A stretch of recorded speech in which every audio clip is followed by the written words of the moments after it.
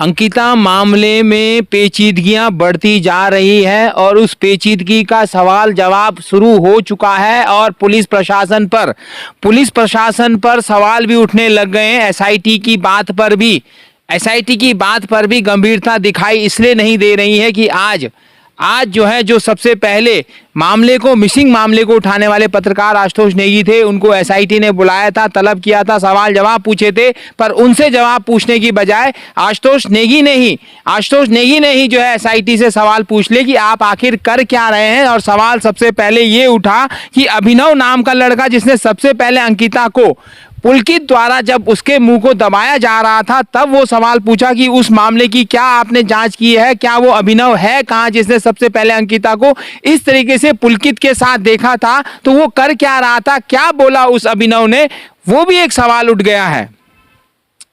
इसके अलावा सवाल बहुत सारे हैं। सबसे पहला सवाल पोस्टमार्टम पर ही आ जाता है और सबसे पहला सवाल उस बॉडी पर भी आ जाता है कि क्या वाकई में ये बॉडी अंकिता की थी जो 25 सितंबर 2022 को चिला बैराज हाउस से, पावर हाउस से मिली थी, क्या वो अंकिता की थी? ये सवाल भी अब सबसे पहले खड़ा उठ गया है कि क्या उस बॉडी की डीएनए उसके मम्मी पापा के डीएनए से तालमेल करते हुए बनाई गई थी, देखी गई थी, क्योंकि मामला बहुत गंभीर था। अब सवाल ये भी उठ गया है, क्या ये कोई दूसरी डेड बॉडी तो नहीं थी?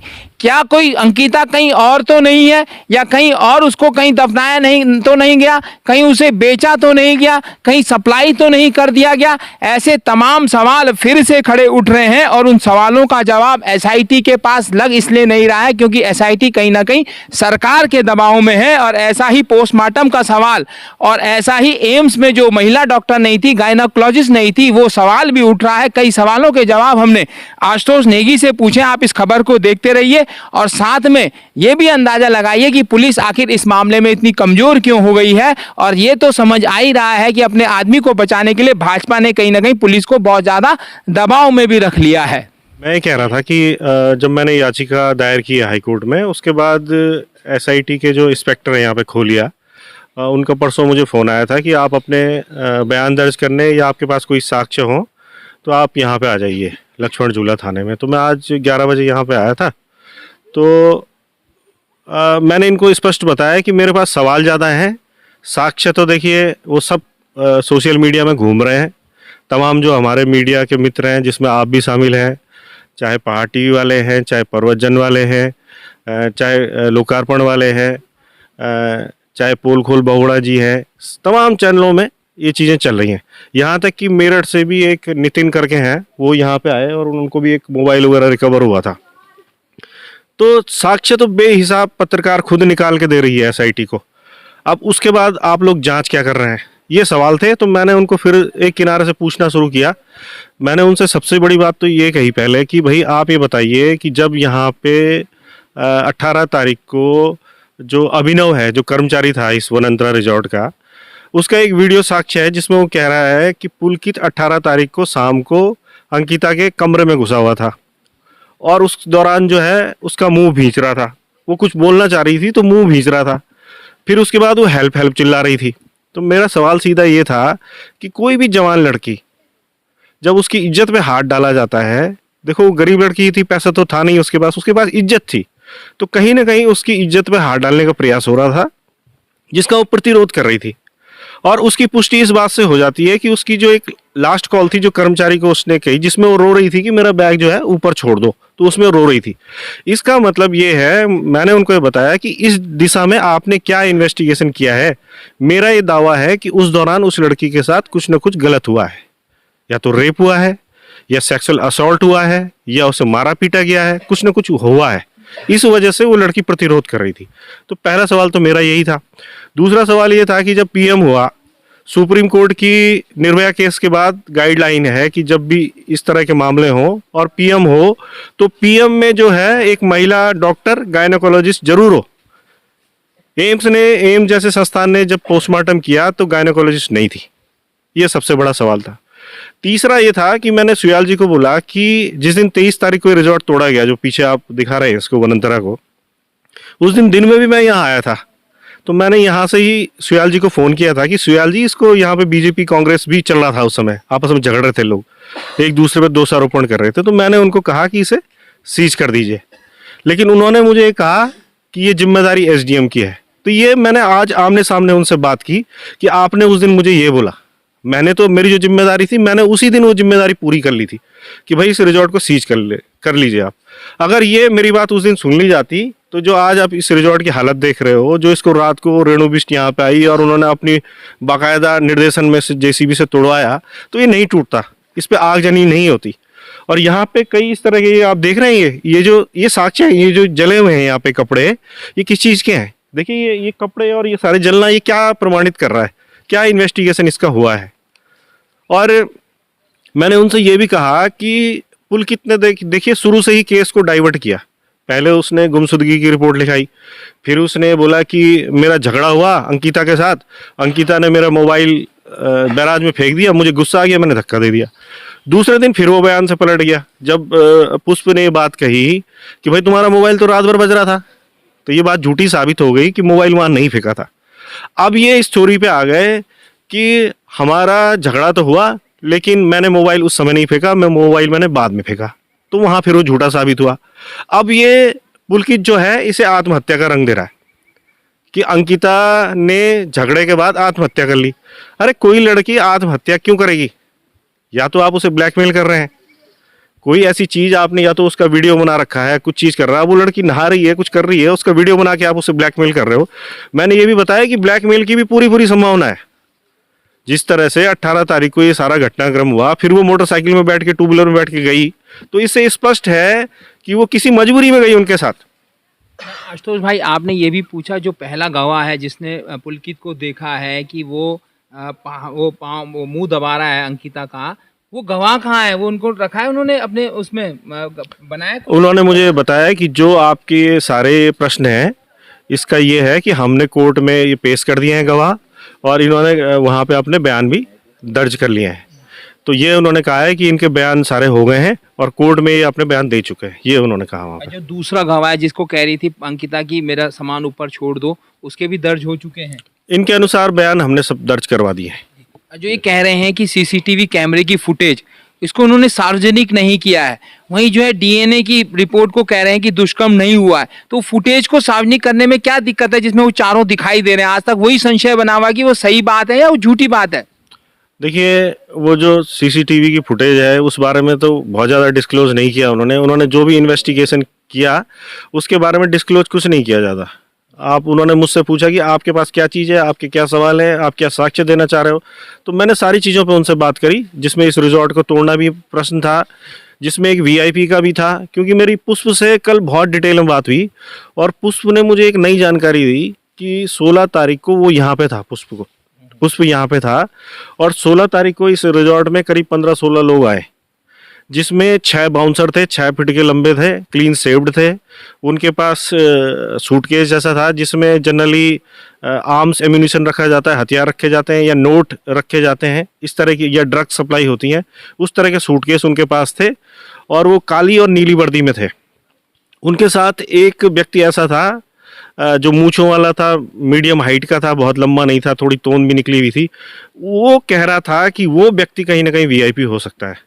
और वो जब यहाँ पे आया उसके बाद एक काली रंग की स्कॉर्पियो, एक लाल रंग की ब्रीजा और तमाम गाड़ियाँ यहाँ पे आई थी।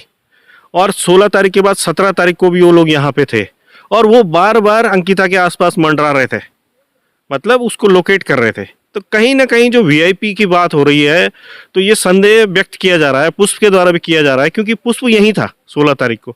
उसका ये कहना है कि वो भी वीआईपी हो सकता है, वही व्यक्ति, क्योंकि उसके साथ वाले जो लोग थे वो लगातार अंकिता के आसपास रिसेप्शन में मंडरा रहे थे, उसे घूर घूर के देख भी रहे थे। तो हो सकता है उस वीआईपी को छुपाने के लिए, क्या वो इतना बड़ा आदमी है, जिस तरह से वो 6 बाउंसर लेके घूम रहा था, उसकी भाषा हरियाणा और यूपी से मिल रही थी, उसका कहना है। तो उस दिशा में पुलिस ने कुछ नहीं बताया। मैंने ये प्रश्न भी वहाँ पे पूछा कि आपने उसका कोई इन्वेस्टिगेशन किया, क्या उस वीआईपी का पता लगाने की कोशिश की, तो उन्होंने कुछ बताया नहीं मुझे। तो भाई जैसे हम लोग कल प्रवेश रावत जी से मिले थे, वकील साहब हैं, उनका कहना है कि जो गवाह हैं उनको एसपीजी सुरक्षा मिलनी चाहिए। कल ये आरोपी कुछ भी कर सकता है, उसका पिता जो है स्वतंत्र रूप से घूम रहा है, प्रभावशाली भी है, सुप्रीम कोर्ट तक भी पहुंच गया है। तो ये पिता पर भी कोई कार्रवाई नहीं करे, क्योंकि मिसिंग के टाइम पर आरोपी जो था वो अपने पिता के संरक्षण में ही था। इस पर अभी आपने कुछ पूछा उनसे? देखिए, वो तो अभी ये कह रहे हैं कि साहब जो है हमने जो भी अपना इन्वेस्टिगेशन करना था वो कर लिया है पूरा, और वो जल्द ही खुलासा करेंगे, मतलब हमने केस खोल दिया है, उनका ये कहना है। अगर मैंने उनको शुभकामना दी कि अगर आपने केस खोल दिया है पूरी तरीके से तो ये बहुत अच्छी बात है, हमें तो खुशी है, हमें हाई कोर्ट जाने की क्या ज़रूरत थी।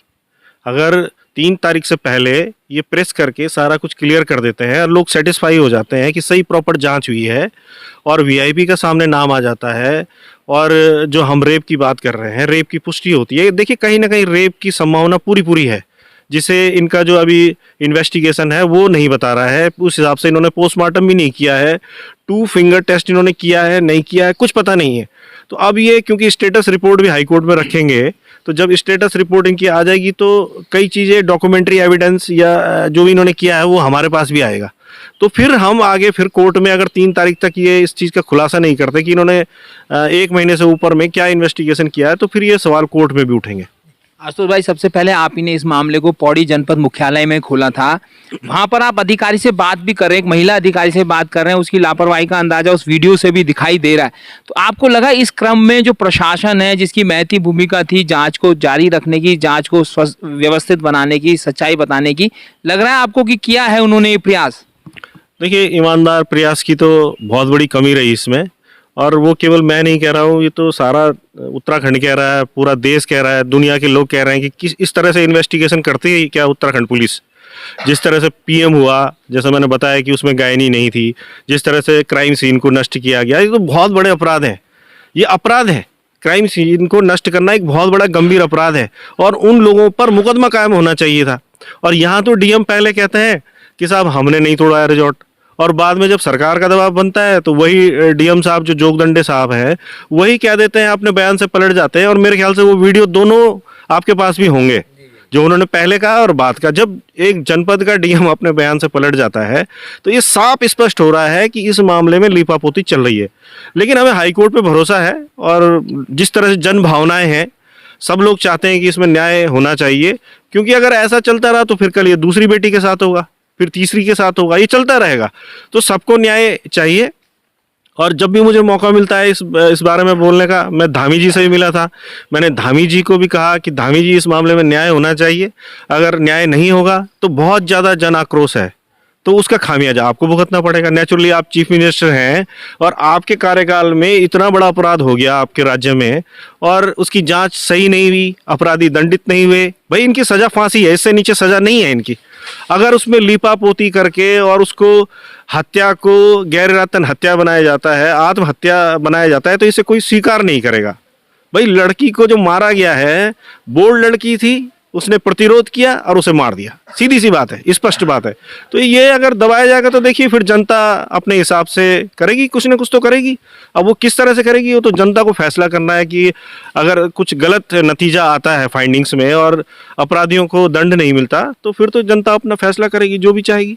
आशुतोष भाई, एक सबसे पहला सवाल ये भी है कि जब पटवारी को ये सब पता चल गया था, वो 20 तारीख को जो है छुट्टी चले जाता है, और बाद में जब मीडिया में आती है बात, तब जाके जो है उस पे सस्पेंड की कार्रवाई होती है, उससे पूछताछ भी ढंग से नहीं हो पाती है। ये सवाल भी है कि पटवारी ने क्या किसी को बताया था, क्या वो भी एक आरोपी के साथ में था मिला हुआ? देखिए, इसमें तो इतनी सारी चीज़ें हैं। अगर आप सिंपल सा भी लॉजिक हो, तो अगर सपोज यहाँ वनंतरा में कोई अपराध हुआ है, तो अगर ये इन्वेस्टिगेशन जो एजेंसी है एसआईटी, अगर वो जांच करवाना चाहिए तो 18 तारीख के आसपास कितने मोबाइल यहाँ पे एक्टिव थे वो पता चल जाएगा, वो सारा चीज़ डिटेल आ जाएगी, कौन लोग यहाँ पे थे, उनके मोबाइलों से वीआईपी पकड़ा जाएगा। ठीक है। दूसरी बात, जो कॉल रिकॉर्ड्स हैं, व्हाट्सएप चैट हैं, आपस में जो बात कर रहे थे, ये सारी ट्रैकिंग हो जाएगी।